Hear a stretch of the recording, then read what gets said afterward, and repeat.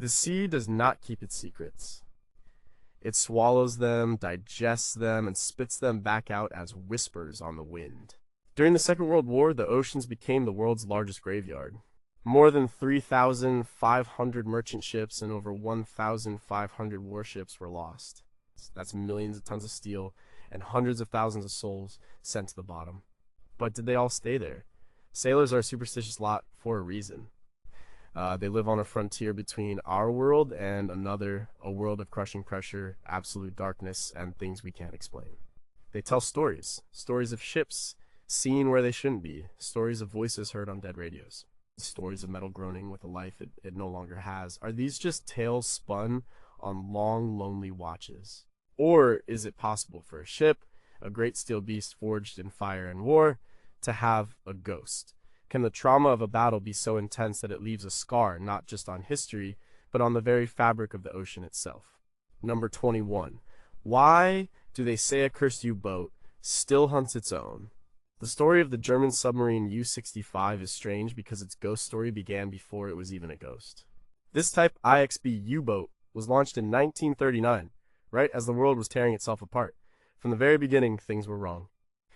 During its construction at the Discymag AG Weser shipyard in Bremen, a heavy girder fell, killing 2 workers instantly. As it was being completed, a mysterious gas leak in the engine room suffocated 3 more men. During its first sea trials, a sailor was washed overboard in a freak wave and never seen again. The crew started talking. They said the boat was cursed, jinxed. The stories got weirder. The commanding officer, a man named Korvettenkapitän Hans-Gerrit von Stockhausen, was reportedly a strict but fair leader. Yet, the lore that grew around the boat claimed the crew saw a ghostly figure on the bow when they were at sea. It was an apparition of the second officer who had died in a freak accident just before their first patrol. He would just stand there, they said, with his arms folded, staring out at the sea. The tale, as recounted in naval folklore collections like Edwin Gray's The U-Boat War, became a legend among the U-boat fleet.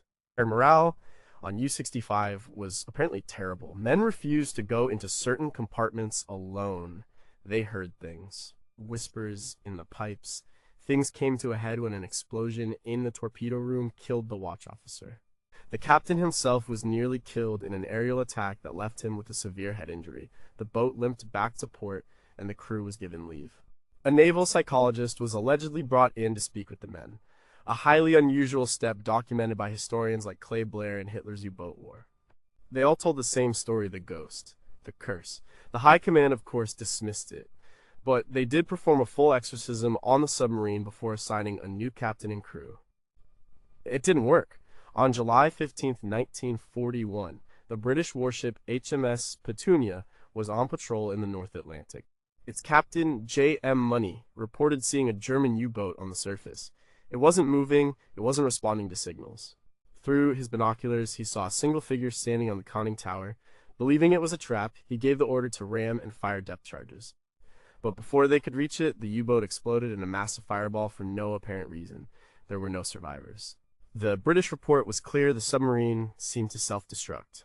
The legend says the last thing the captain saw through his glasses was the lone figure on the deck, with his arms folded, watching them approach. Why did a brand new advanced submarine seem cursed from the moment its keel was laid? Was the ghostly figure just a product of extreme stress and wartime trauma, a shared delusion among a terrified crew? Or did something truly inexplicable attach itself to that hull, following it from the shipyard to its violent, mysterious end at the bottom of the sea? Number 20. Can a ship's ghost follow its name? The USS Hornet CV-8 was a legend. Launched in 1940, it was the carrier that took Jimmy Doolittle's bombers to Japan for their famous raid. It fought at the Battle of Midway. It was a symbol of American resolve in the dark early days of the Pacific War. But its life was short and violent.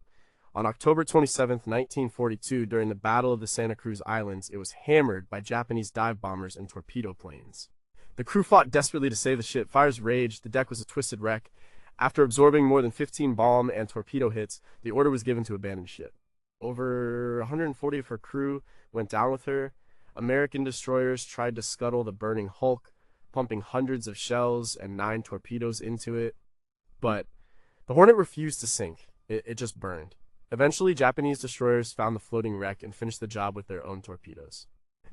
The ship finally slipped beneath the waves, taking its dead with it. The story should have ended there. But it didn't. In 1943, a new Essex-class carrier was under construction. It was originally slated to be named the USS Kearsarge. But in honor of the lost hero ship, the name was changed to USS Hornet CV-12. From the moment it was commissioned, sailors on the new Hornet started reporting strange things. They would see spectral figures in old-style uniforms walking the corridors before vanishing. Doors would open and close on their own. Where tools left in one place would be found in another, perfectly arranged. The stories, often passed down by word of mouth and collected in books like Haunted Vessels by Jasper Smits, became part of the ship's culture. The sightings were incredibly specific. Men reported seeing a pilot in his flight gear walking through the hangar deck, only to fade away. Others spoke of an officer in khaki, calmly making his rounds on the bridge at night, a friendly but sad presence. The most common reports came from the sick bay and the engine rooms, areas where many of the original Hornet's crew had died. The new crew, many of them veterans of the Pacific, weren't easily spooked, yet the stories persisted. They called the apparitions the ghosts of the old Hornet, believing the souls of the men who died on CV-8 had somehow attached themselves to the name and followed it to the new ship. The CV-12 went on to have a long and distinguished career, fighting through the rest of WWII and serving until 1970. Today, it's a museum ship in Alameda, California, and the ghost stories continue. Visitors and staff still report the same phenomena: the vanishing officer, the feeling of being watched, the disembodied voices. Can a name carry the weight of a tragedy?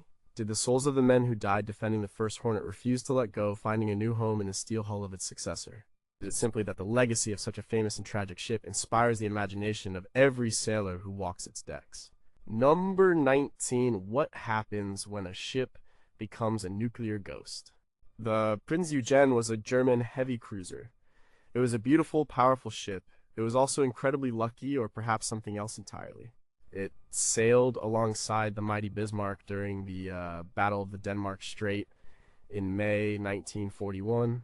The Prinz Eugen scored the first hits on the British battlecruiser HMS Hood, which led to its catastrophic explosion. While the Bismarck was hunted down and sunk, the Prinz Eugen managed to slip away and return to port. It survived an aerial torpedo hit. It survived a collision with another German cruiser. It survived hitting a naval mine.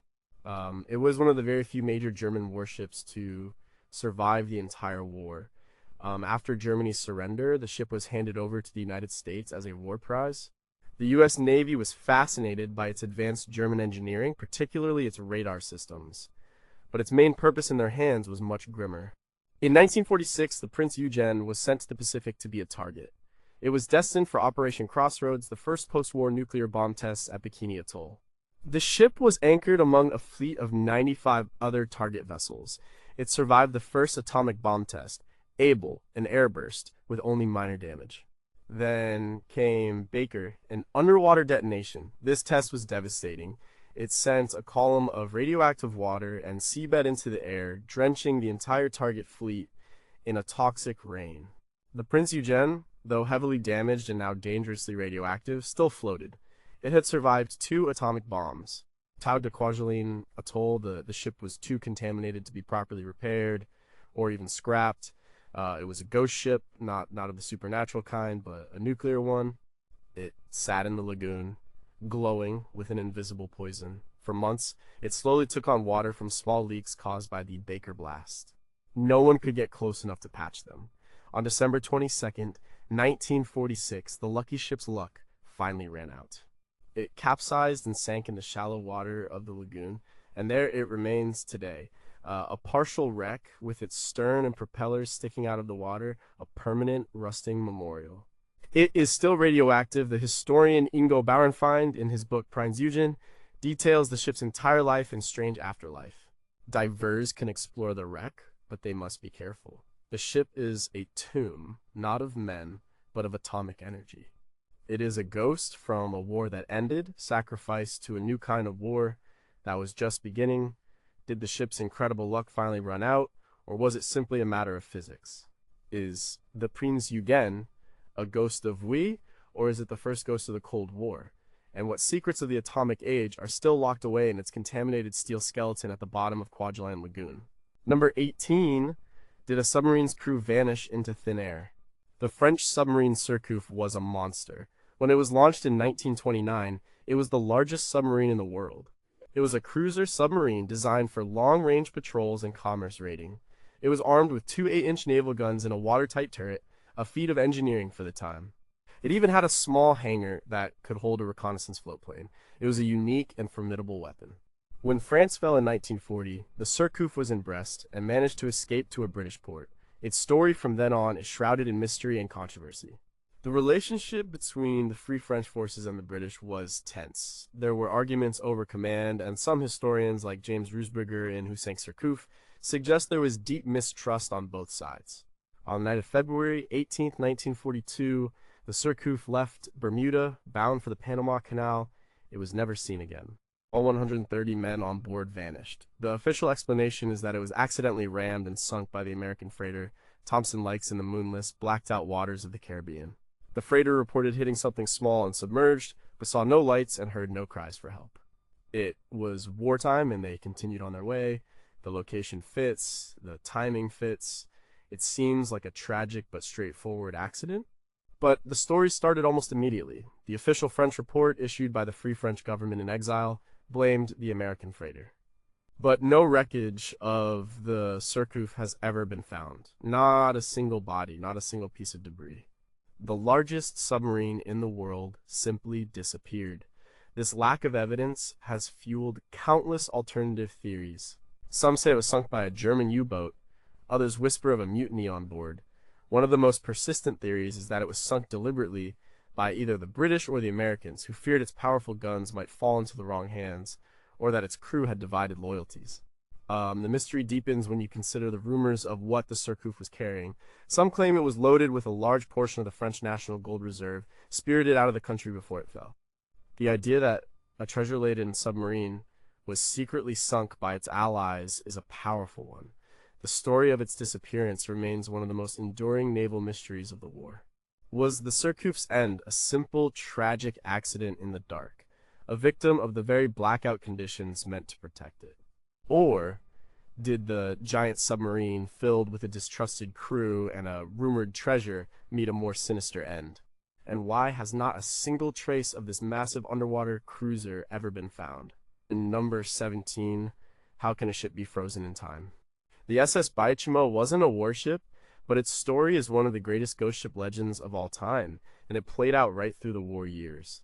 It was a 1,300-ton steel-hulled cargo steamer owned by the Hudson's Bay Company. Its job was to travel to the remote Inuit settlements in the Arctic, trading goods for furs. It was a tough ship built for a tough job. In October 1931, the Baychimo became trapped in pack ice near the coast of Alaska. The crew abandoned the ship, trekking across the ice to the town of Barrow, assuming the vessel would be crushed and sink. But it didn't. A few days later, the ship broke free. The crew managed to reboard it, but the winter was setting in. Fearing they wouldn't survive on board, they built a wooden shelter on the ice nearby. A massive blizzard hit, and when it cleared, the Baychimo was gone. The captain and crew assumed it had finally sunk in the storm, but it hadn't. A few weeks later, an Inuit hunter saw the ship drifting aimlessly about 45 miles away. The company decided it was too dangerous to salvage, so they abandoned it for good, and that's when the Baychimo became a legend. For the next 38 years, the ship was repeatedly sighted, drifting silently through the Arctic ice. It became a local phantom. Eskimo hunters, prospectors, and explorers would report seeing it. Sometimes it was floating calmly in open water. Other times it was locked firmly in the ice. Several attempts were made to board it. In 1933, a group of prospectors managed to get on deck during a lull in the weather. They were astounded to find the cargo holds filled with valuable furs, all seemingly untouched. They were driven off by a storm before they could salvage anything. The ship continued its lonely voyage throughout the war. While the world's navies battled across the globe, the Baychimo sailed on its own silent patrol in the far north. The last confirmed sighting was in 1969, 38 years after it was abandoned. It was seen stuck in the ice in the Chukchi Sea. After that, it vanished for good. In 2006, the Alaskan government began a project to solve the mystery of the ghost ship of the Arctic. But the Baychimo's final resting place has never been found. The research, detailed in news reports at the time, turned up nothing conclusive. It is assumed it finally sank, but no one knows where or when. The ship, which should have died in 1931, became an immortal wanderer. How could a derelict ship survive for decades in one of the harshest environments on Earth, navigating ice floes and storms on its own? Did it finally succumb to the crushing ice, or is it still out there, locked in a frozen embrace, waiting to be seen again? What secrets of its 38-year ghost voyage are preserved in its hull at the bottom of the Arctic Ocean? Number 16. Did science create a real-life ghost ship? This is perhaps the most famous and controversial naval ghost story of all, the Philadelphia experiment. The legend is so persistent it has been the subject of books, movies, and countless documentaries. The story goes that in October 1943, at the Philadelphia Naval Shipyard, the U.S. Navy was conducting a top-secret experiment. The goal was to find a way to make a ship invisible to enemy radar using a version of Albert Einstein's unified field theory. The ship chosen for this test was the destroyer escort USS Eldridge DE-173.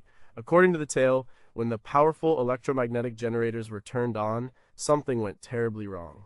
The ship didn't just become invisible to radar, it became invisible to the naked eye, enveloped in a strange greenish fog, and it vanished completely. The legend, popularized by paranormal researcher Morris K. Jessup in the 1950s, based on a series of bizarre letters he received, gets even wilder.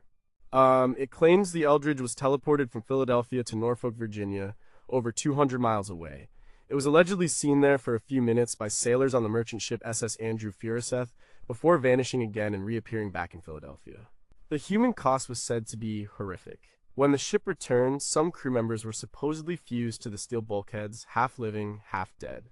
Others were driven insane. Some simply faded away, becoming invisible permanently. It was a scientific nightmare, a ghost story created not by battle, but by forbidden knowledge. The U.S. Navy has always, and consistently, denied that this experiment ever took place. They have produced the ship's logs for the USS Eldridge, which show it was nowhere near Philadelphia on the alleged date of the experiment. Historians and skeptics point out that the story likely arose from a misunderstanding of standard degaussing procedures, which involved wrapping a ship in electrical cables to make it invisible to magnetic mines, not to radar or sight. The greenish glow could have been St. Elmo's fire, a common weather phenomenon at sea, yet the story won't die. It taps into a deep fear of science run amok. The idea of a ship becoming a phantom unstuck from time and space is a powerful one. The USS Eldridge itself had a normal career, serving in the Atlantic and Pacific. After the war, it was transferred to the Greek Navy, but its name will forever be linked to this incredible, terrifying legend. Was the Philadelphia experiment a real, horribly failed attempt to bend the laws of physics, a secret so dark it has been covered up for over 80 years? Or is it a complete fabrication, a modern myth, born from wartime paranoia, misunderstood science, and the wild imagination of a few individuals? If it never happened, why has the story proven to be so incredibly durable? Number 15. What does a ship's oil say after 80 years? On the morning of December 7th, 1941, the USS Arizona was a proud battleship moored in Battleship Row in Pearl Harbor. By the end of the day, it was a tomb. At approximately 8:10 a.m., a 1,760-pound armor-piercing bomb dropped by a Japanese Cape bomber struck the Arizona near its forward turrets.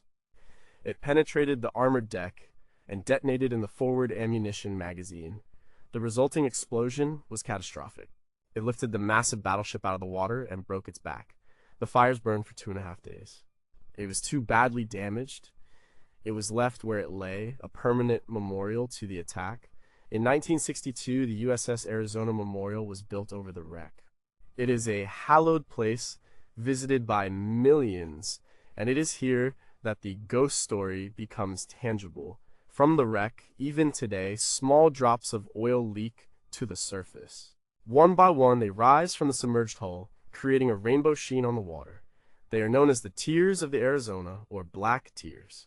The ship's bunkers held about 1.5 million gallons of fuel oil. The explosion and subsequent fires consumed much of it, but a significant amount, estimated to be around 500,000 gallons, remained in its tanks. For over 80 years, the ship has been slowly bleeding this oil, typically a few quarts a day. Scientists, like those involved in the USS Arizona Preservation Project, study the rate of leakage. They worry about the structural integrity of the wreck and the potential for a larger, environmentally damaging release.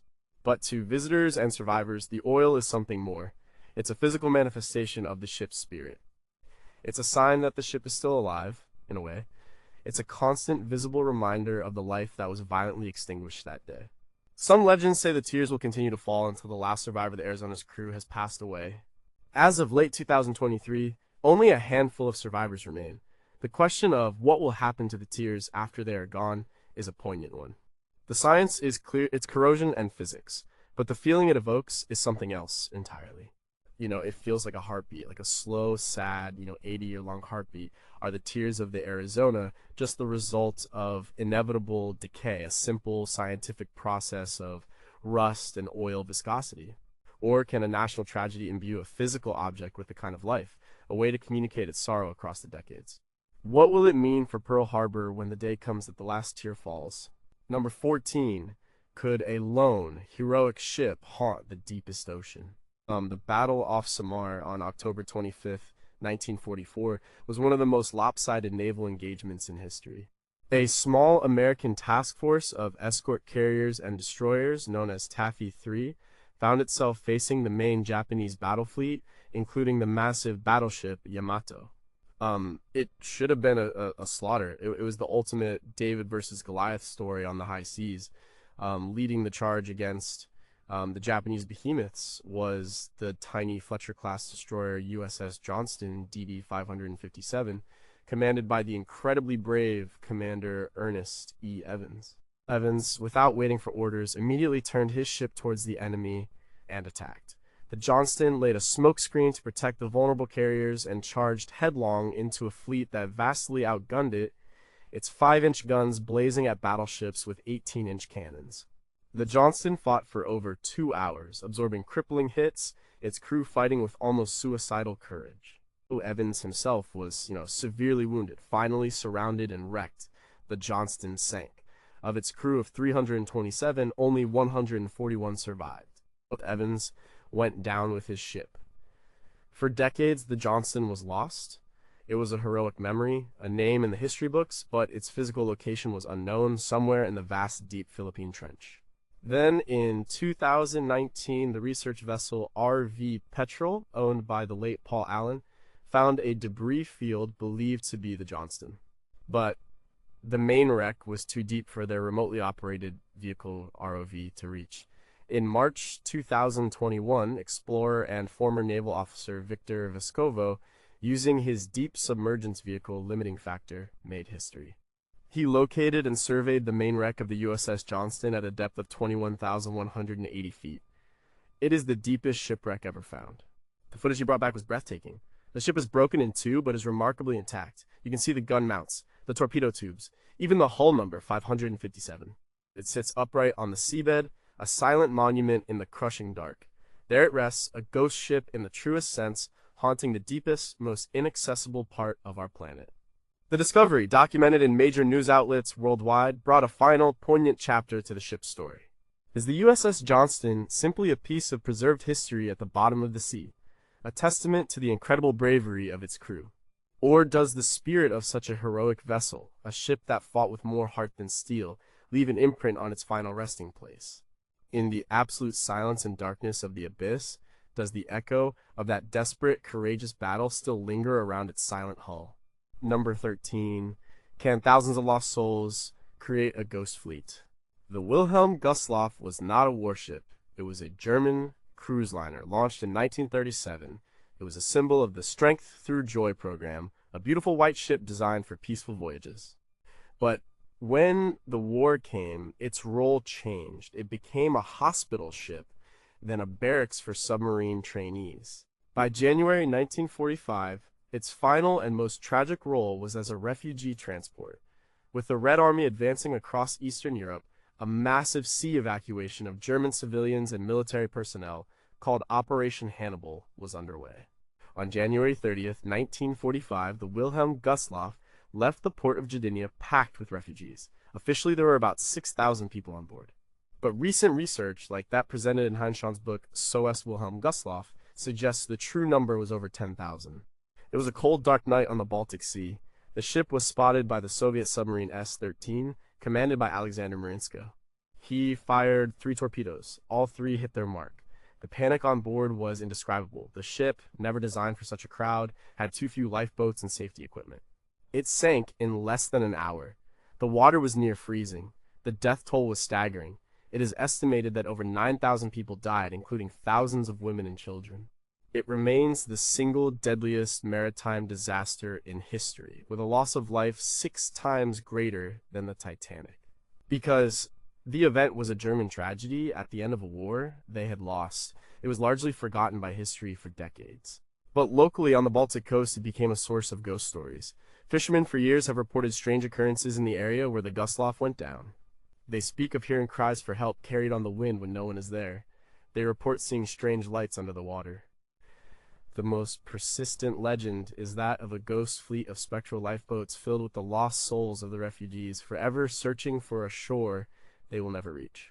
The wreck of the Wilhelm Gustloff lies in about 150 feet of water off the coast of Poland. It is a designated war grave, and diving on it is restricted. It is a place of immense sorrow. The stories are likely just that, stories, born from the sheer horror of what happened. But the scale of the tragedy is hard to comprehend. Can a disaster of such magnitude leave a psychic scar on a location? Are the fishermen's tales just the product of imagination on a dark and lonely sea, or is it possible for the echoes of 9,000 desperate voices to still be heard? This maritime tragedy in history have the greatest ghost story to go with it. Number 12. Why did a ship's explosion create a phantom photograph? The British battleship HMS Barham was a veteran. It had fought in World War I at the Battle of Jutland. By the time of the Second World War, it was an old but still powerful vessel. On November 25th, 1941, it was sailing in the Mediterranean with other Royal Navy ships on the hunt for Italian convoys. It was a routine patrol. Suddenly, the German submarine U-331, which had slipped through the destroyer screen, fired a spread of 4 torpedoes. 3 of them struck the Barham on its port side in quick succession. The hits were devastating. The old battleship immediately began to list heavily.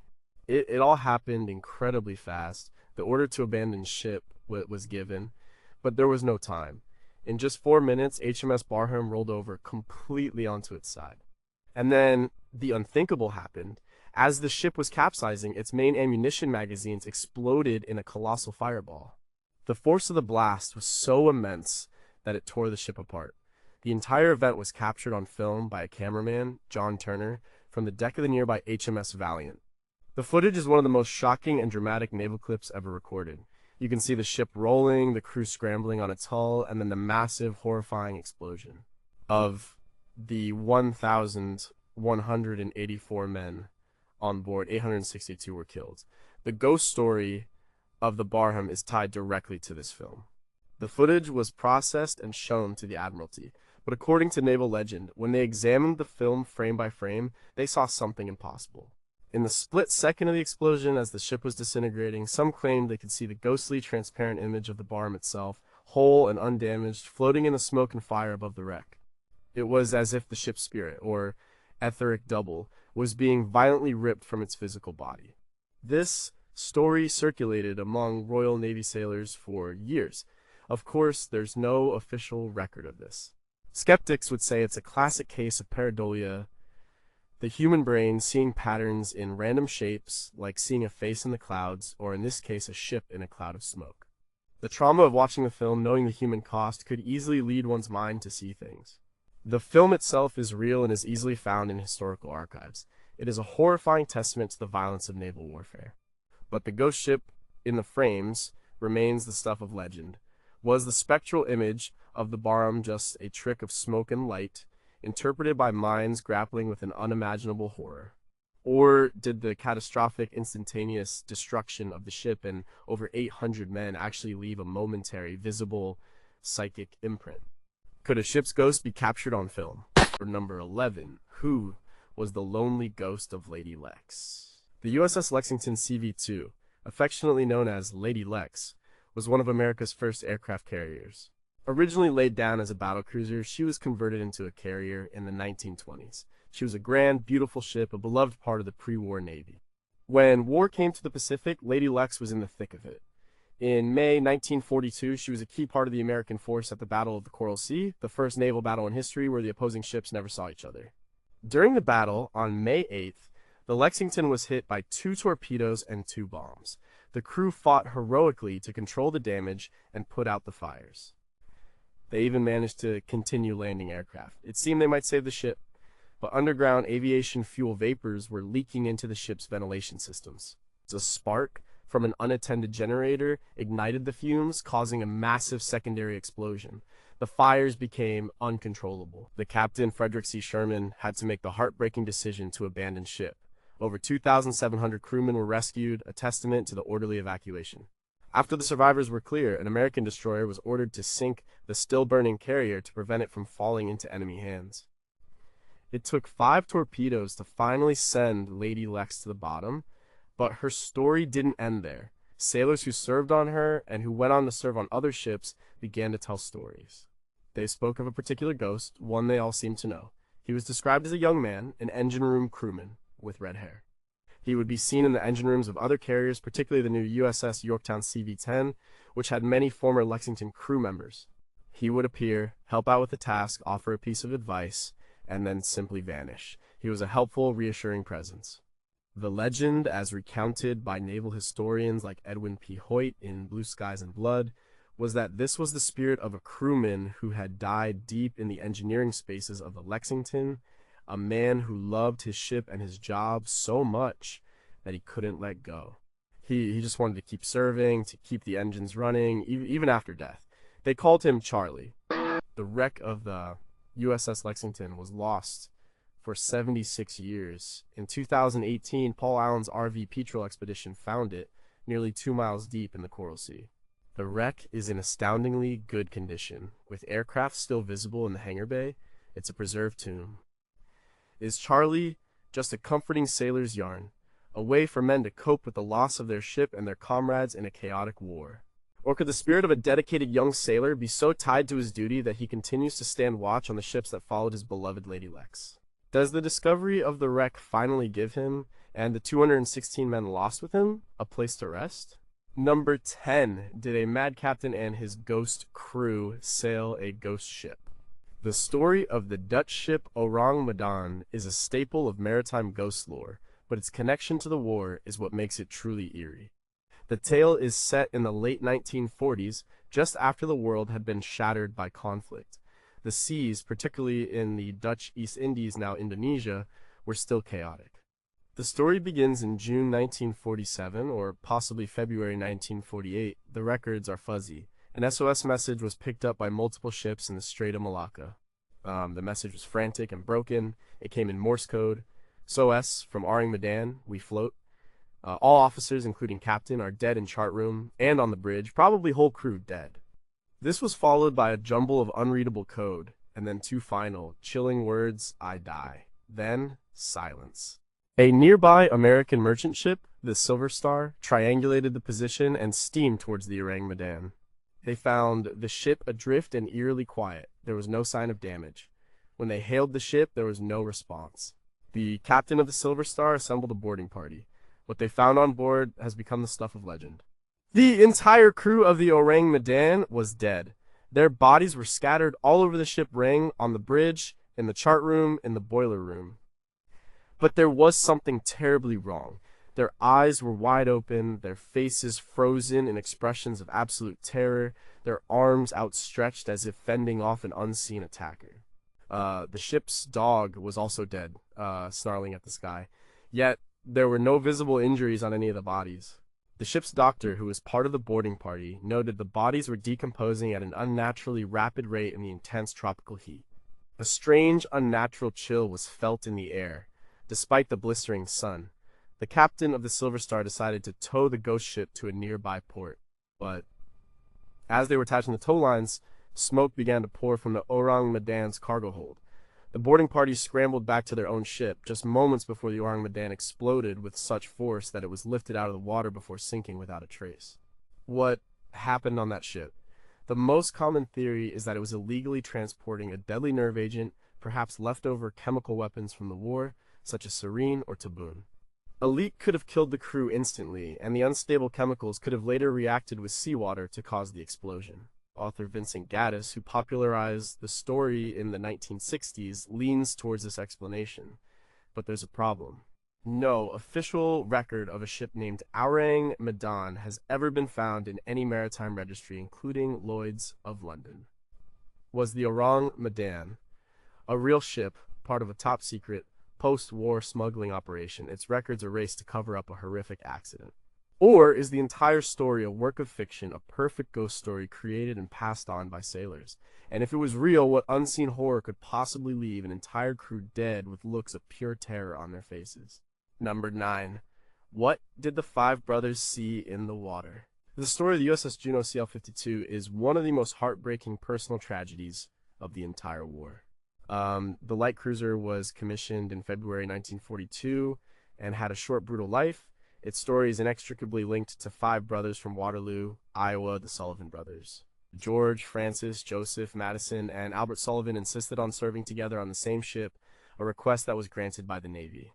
In November 1942, the Juno was part of the fierce naval battles around Guadalcanal. In the early morning darkness of November 13th, during a chaotic, point-blank ship-to-ship brawl, the Juno was struck by a Japanese torpedo. It was badly damaged with a broken keel, but still afloat. It began to withdraw from the battle area with other damaged American ships. Later that same day, the Japanese submarine I-26 spotted the wounded American task force. It fired a spread of torpedoes. One of them struck the Juno in the exact same spot as the first hit. The effect was catastrophic. The torpedo hit the ship's magazines. The Juno was vaporized in a single, massive explosion. The ship and the sea around it became a cloud of fire, smoke, and steel. It was gone in less than 20 seconds. Due to the ferocity of the explosion, the commander of the American task force, Rear Admiral Daniel Callahan, believed there could be no survivors, and fearing further submarine attacks, ordered his ships not to stop to search for them. But there were survivors. Somewhere between 100 and 150 men were thrown clear into the oily, blood-stained water. Among them was George Sullivan, the oldest of the five brothers. His four brothers were gone, killed instantly in the explosion. For the next 8 days, the survivors floated on rafts and in life vests, suffering from their wounds, dehydration, and relentless shark attacks. George Sullivan, heartbroken, spent days calling out for his brothers, refusing to believe they were all gone. According to the accounts of the survivors, collected by historians like Dan Kurzman in Left to Die, George went mad with grief. One night, he declared he was going for a swim to check on a buddy on another raft. He slipped over the side and was never seen again. It's believed he was taken by a shark. After 8 days of this horror, only 10 men were rescued. The story of the Sullivan brothers led directly to the U.S. military's sole survivor policy. But the ghost story is what the sailors left behind talked about. They spoke of the waters around Guadalcanal, an area that became known as Iron Bottom Sound because of the dozens of ships sunk there. They said that on quiet nights you could still hear voices calling out from the water, calling for their brothers, calling for a rescue that came too late. Do the waters of Iron Bottom Sound hold the psychic echoes of the thousands who died there in such violent circumstances? Are the voices just the wind playing tricks on the ears of nervous sailors, or is the grief of the men of the Juno, particularly the five lost brothers, so profound that it stained the very ocean itself? What unspeakable horrors did those 10 survivors witness during their 8 days adrift in hell? Number 8. How could a mighty battlecruiser just disappear? On May 24th, 1941, in the cold, gray waters of the Denmark Strait, two of the Royal Navy's most powerful warships, the battleship HMS Prince of Wales and the battlecruiser HMS Hood, intercepted the German battleship Bismarck and the heavy cruiser Prinz Eugen. The Hood was the pride of the Royal Navy. For 20 years, she was the largest and most powerful warship in the world, a symbol of British sea power. The battle began just before 6 a.m. The ships opened fire on each other from a range of about 14 miles. The German shooting was incredibly accurate. On the Bismarck's fifth salvo, a shell plunged down through the Hood's thin deck armor and penetrated deep into the ship, detonating one of its main ammunition magazines. The resulting explosion was apocalyptic. A column of fire and smoke shot thousands of feet into the air. The mighty Hood, the symbol of a global empire, was torn in half and sank in less than 3 minutes. Of her crew of 1,418 men, there were only 3 survivors. The sudden, catastrophic loss of the Hood sent a shockwave of disbelief through Britain and the world. How could this happen? The ship wasn't just sunk, it was annihilated. The event was so traumatic, so instantaneous, that it immediately gave rise to a very specific kind of ghost story. When sailors in the Royal Navy, particularly those who had served with men who died on the Hood, began to report something strange, they would see their lost shipmates not as terrifying ghosts, but as solid, real presences. The story, often repeated in naval memoirs like Ludovic Kennedy's Pursuit, who was an officer on a destroyer involved in the hunt for Bismarck, goes like this: a sailor on watch on another ship would be joined by a figure he recognized as a friend from the Hood. They would have a brief, normal conversation. The friend would say something like, "Tell my family I'm all right," and then walk away, vanishing into thin air. These encounters were reported as being completely calm and mundane, which made them all the more unsettling. It was as if the men of the Hood didn't know they were dead. The wreck of the Hood was discovered in 2001 by a team led by David Mearns. It lies in three main pieces at a depth of 9,000 feet, a shattered testament to its violent end. The discovery confirmed that the aft magazines had indeed exploded. Were these ghostly visitations simply grief-induced hallucinations, the mind's way of coping with the sudden, unbelievable loss of over 1,400 comrades? Or did the sheer instantaneousness of the Hood's destruction somehow trap its crew in a state between life and death, allowing them to briefly cross back over to say goodbye? What did those three survivors see and hear in the moments the world's most famous warship was ripped apart beneath their feet? Number 7. Could a ship's ghost be seen from the air? The Japanese battleship Yamato was the largest, most heavily armed battleship ever built. Its main guns fired shells the size of a small car. It was the ultimate expression of battleship power, a floating fortress designed to be unsinkable. It and its sister ship, the Musashi, were Japan's secret weapons, their existence kept from the public and even from their German allies. By April 1945, the war was lost for Japan. The Yamato, which had seen relatively little action, was sent on a one-way suicide mission, Operation Tengo. The plan was to sail to Okinawa, beach itself, and fight as a land-based coastal battery until it was destroyed. It was given only enough fuel for a one-way trip. The mission was hopeless. On April 7, 1945, the Yamato and its small escort were spotted by American aircraft. What followed was a relentless assault by nearly 400 U.S. Navy carrier planes. The giant battleship, with little air cover of its own, was a sitting duck. It was hit by at least 11 torpedoes and 6 bombs. For 2 hours, it absorbed incredible punishment, but finally the end came. The massive ship began to capsize. As it rolled over, one of its main magazines exploded. The resulting mushroom cloud was seen 100 miles away. The Yamato went down, taking over 3,000 of its crew with it. The ghost story of the Yamato is one of the most famous in Japan. It's said that on the anniversary of its sinking, a spectral fleet appears in the waters where it went down. But the most chilling part of the legend involves the pilots who sank it. In the years after the war, some of the American pilots who flew in that final attack reportedly had strange experiences. They would have recurring nightmares of the battle. More than that, some claim to have seen the ghost of the Yamato while flying over the ocean in later years, a great gray shape moving just beneath the waves. The story is a powerful piece of folklore, symbolizing the lingering spirit of the great ship and the trauma of that final battle. The wreck of the Yamato was found in 1985. It lies in 2 main pieces at a depth of 1,120 feet. Research on the wreck, as detailed by the Kuwait Maritime Museum, which houses a giant model of the ship, has helped historians understand exactly how it was destroyed. Are the stories of pilots seeing the Yamato's ghost just the manifestation of post-traumatic stress from a brutal and overwhelming battle? Or can an object of such immense size and national pride, destroyed in such a violent manner, leave a lasting visual echo? Does the most powerful battleship ever built still sail on its final, hopeless mission in another realm? Number 6. Where did the Lonely Queen of the North go? The Tirpitz was the sister ship of the Bismarck. After the Bismarck was sunk, the Tirpitz became a major obsession for the British Royal Navy and Winston Churchill. It was a fleet in being. Just by existing and hiding in the Norwegian fjords, it tied up a huge portion of the British fleet, which had to be ready in case the Tirpitz ever made a run for the Atlantic convoy routes. It was called the Lonely Queen of the North. For years, the British launched daring and ingenious attacks to sink it.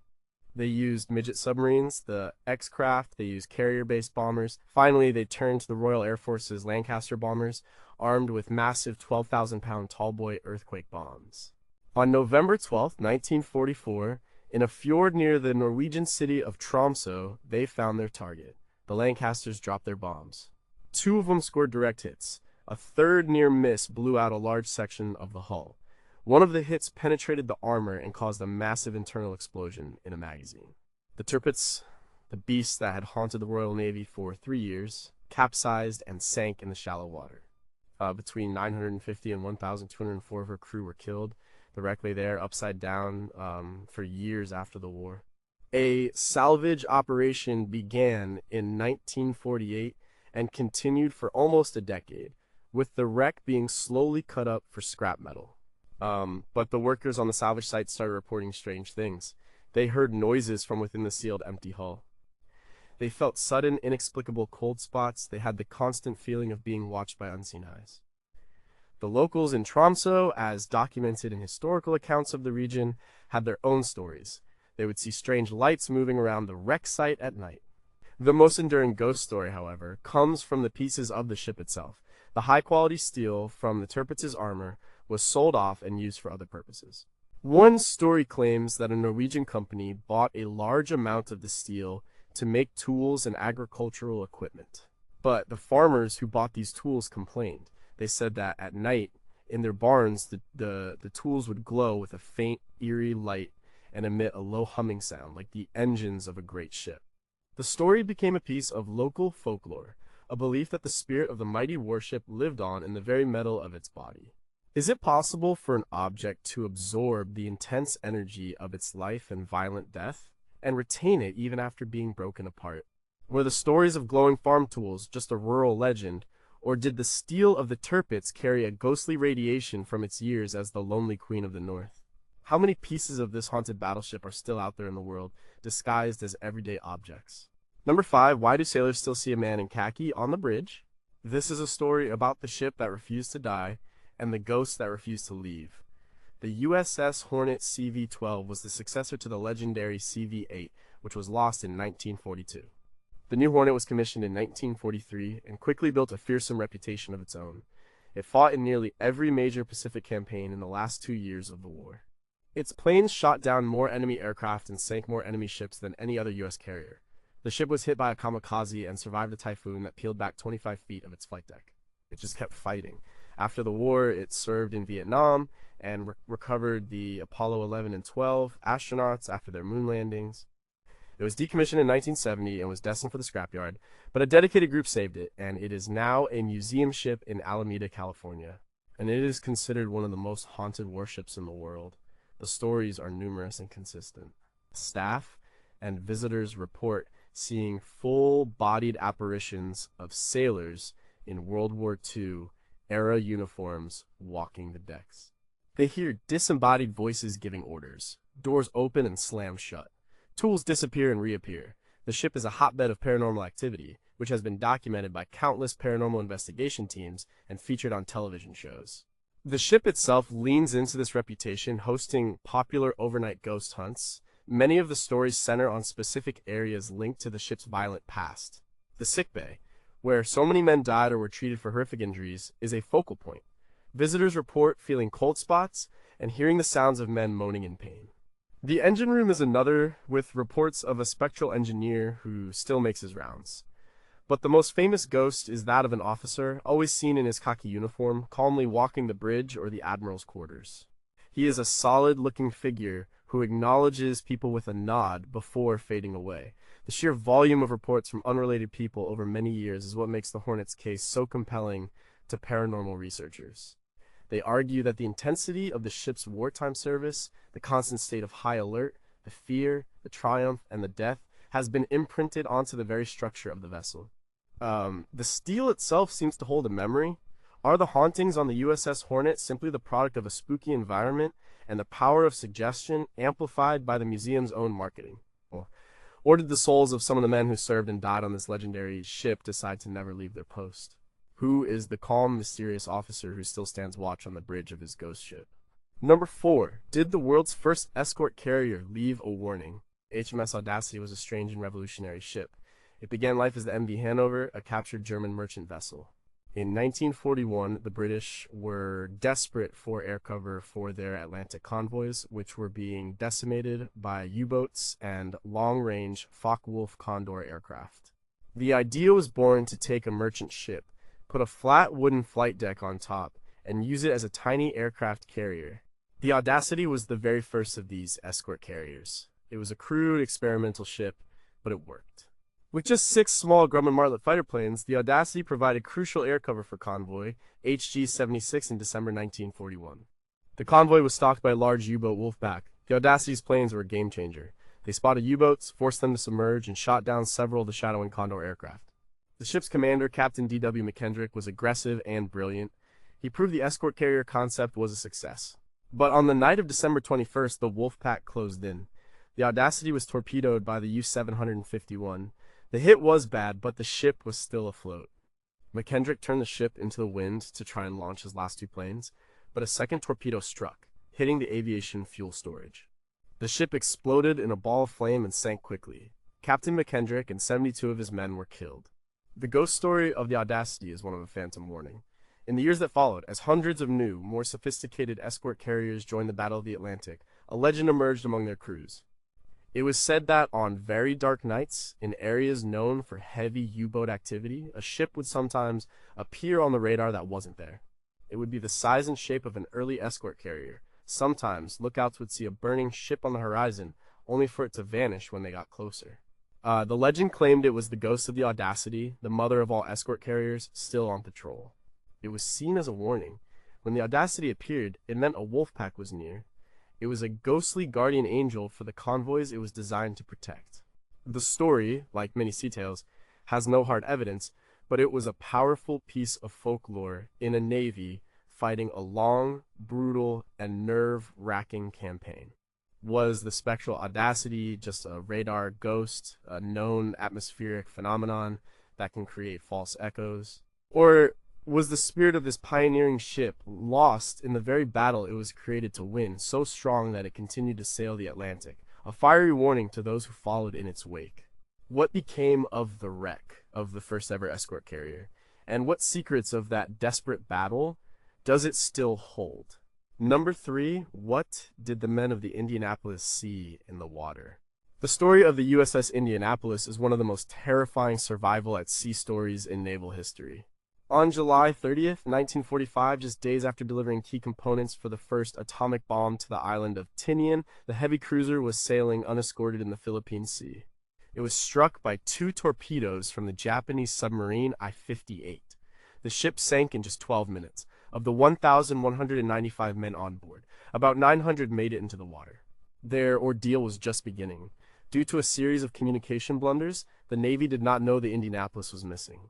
For nearly 5 days, the survivors floated in the open ocean. They had few lifeboats and life jackets. They faced dehydration, exposure, and saltwater poisoning, and they faced sharks. The sinking of the Indianapolis resulted in the worst shark attack on humans in recorded history. But the ghost story of the Indianapolis is not about the ship itself, it's about the ghosts the men saw while they were dying. As the days wore on, the men began to hallucinate from drinking salt water and the sheer trauma, but their hallucinations were strangely consistent. Survivor accounts, powerfully retold in Doug Stanton's book, In Harm's Way, are filled with these stories. Men would see phantom islands on the horizon, promising fresh water and safety. Some groups would start swimming towards these islands, never to be seen again. They saw phantom ships. Some claimed the Indianapolis itself had resurfaced and that sailors were offering them fresh water from the deck. Men would try to swim to their ghost ship and drown. Others saw enemy submarines surfacing in their midst. The line between the real and the unreal blurred and then disappeared completely. Were these just hallucinations or was something else happening? The men were in a literal hell, suspended between life and death. The sharks were real, the thirst was real. But the ghosts they saw were just as real to them. When they were finally spotted by a patrol plane by chance, only 316 men were still alive. The ship's captain, Charles McVeigh III, survived the sinking but was later court-martialed for hazarding his ship by failing to zigzag, a controversial and tragic end to his career. The wreck of the Indianapolis was discovered in 2017 by Paul Allen's RV Petrel expedition, resting at a depth of 18,000 feet. Were the visions of the Indianapolis survivors just the sad, predictable result of extreme physical and mental distress? Or, in that desperate place between the living and the dead, did they get a glimpse into another world, a world of phantom ships and islands of the damned? What truly happened to the hundreds of men who disappeared during those 5 days, and what horrors did they take with them? Number 2 was the Bismarck's final battle, a ghostly prophecy. The German battleship Bismarck is one of the most famous warships in history. Its first and only combat mission, Operation Reinigung, in May 1941, became a legendary tale of hunt and pursuit. After sinking the HMS Hood, the Bismarck was the most wanted ship on the planet. The Royal Navy threw everything it had into finding and destroying it. After being crippled by a lucky torpedo hit from a biplane launched from the HMS Ark Royal, which jammed its rudder, the Bismarck could only steam in circles. It was a sitting duck. On the morning of May 27th, British battleships closed in and pounded the Bismarck with hundreds of heavy shells. It was a brutal, one-sided execution. The ship was a burning, twisted wreck, but its flag was still flying. Finally, it was scuttled by its own crew and torpedoed by British cruisers. It sank, taking over 2,200 men with it. Only about 115 survived. The ghost story of the Bismarck is twofold. First, there is the story of the ship's own phantom. Some of the German survivors interviewed after the sinking spoke of a strange feeling on the ship in its final hours. They said that as the shells rained down, they felt the presence of other people on the bridge and in the corridors, figures who weren't part of the crew.